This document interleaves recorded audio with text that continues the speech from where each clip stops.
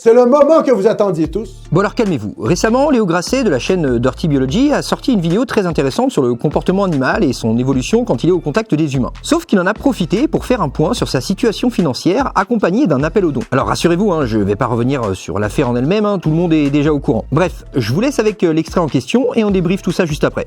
Je vais essayer de résumer la situation de la façon la plus concise possible. C'est parti. Donc, YouTube a démonétisé ma chaîne en décembre et rien ne semble vouloir les faire changer d'avis. Malgré le cancel, la réputation médiatique et tout le reste, j'ai voulu continuer à faire des vidéos, déjà parce que j'avais encore plein de trucs à raconter, et d'autre part parce que je considère la situation plutôt extrêmement injuste, donc c'était aussi une façon de dire que je pouvais dépasser tout ça. Et de me le dire à moi-même, peut-être aussi, au passage. Je sais pas. Bref, je me suis lancé dans un projet qui me trottait dans la tête depuis un moment, à savoir faire des vidéos avec ce concept de un lieu et un phénomène scientifique intéressant. Tout ça a été écrit et filmé, et il me reste un gros boulot de montage pour vous offrir tout ça gratuitement et sans pub. Ah bah oui, sans pub parce que la chaîne est démonétisée, du coup j'ai pas trop le choix. Le plan était de sortir 2 vidéos par mois, donc carrément doubler le rythme par rapport à ce que je faisais avant d'embaucher des monteurs. L'idée était de faire des formats plus courts pour relancer l'activité de la chaîne, et au passage, éventuellement, séduire l'algorithme de suggestion et essayer de retrouver les vues d'avant qui sont aujourd'hui divisées par 2 ou 3. Comme ma seule source de financement, c'est-à-dire vos dons, est mensuelle et que je sors 2 vidéos par mois, ça revenait à faire que les vidéos coûtent plus cher à produire que ce qu'elles n'apportent.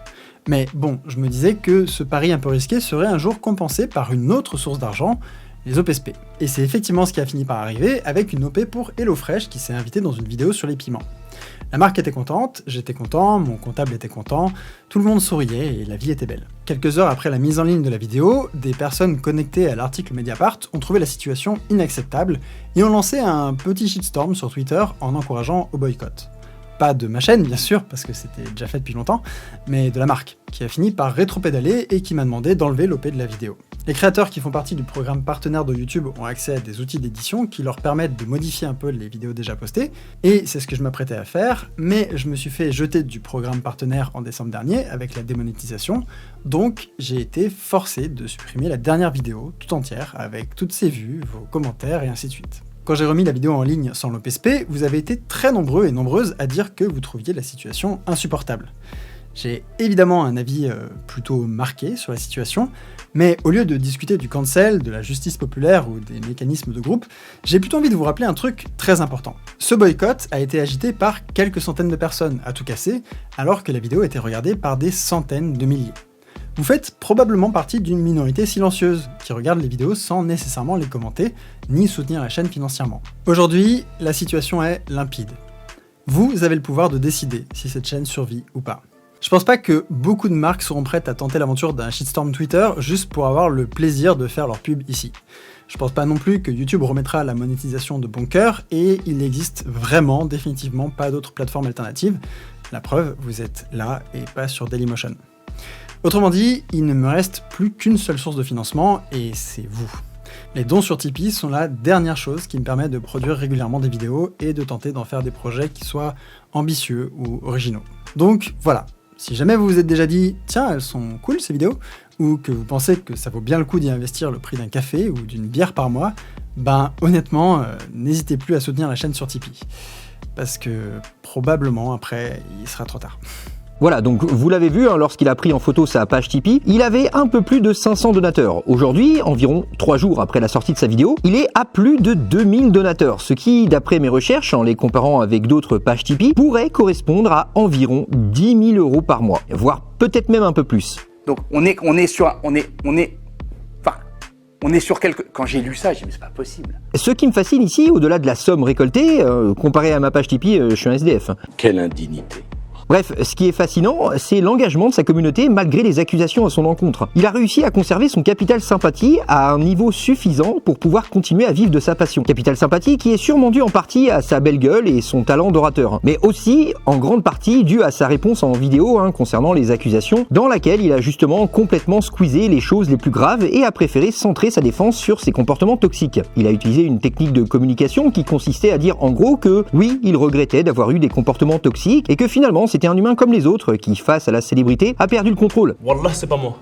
Et quoi qu'on en dise, bah c'était très intelligent de sa part, hein, car forcément, en voyant cette vidéo, beaucoup de gens ont dû se dire que, bon, finalement, ouais, bon, le mec, il a une belle gueule, il est riche, il est connu, intelligent, il a du succès. Voilà quoi, il s'est perdu entre son égoïsme et la réalité. Bref, il a simplement merdé, comme sûrement beaucoup de jeunes à sa place l'auraient fait. Au final, son opération de communication, bah aujourd'hui, ça a porté ses fruits, puisque malgré les shitstorms, malgré la démonétisation de sa chaîne, tous ses sponsors qui l'ont lâché, les différentes accusations, eh bien, il continue à faire ce qu'il aime avec les seules personnes qui peuvent le pardonner, à savoir ses viewers. Et ça marche même très bien. Et là, perso, bah, j'ai littéralement le cul entre deux chaises. D'un côté, je me dis, bon, bah, tant mieux pour lui, hein. Je pense que psychologiquement, il a dû prendre tellement cher, hein. Si aujourd'hui, il arrive à revivre à peu près normalement, je me dis, bon, bah, pourquoi pas. À la limite, je me dis, OK, OK.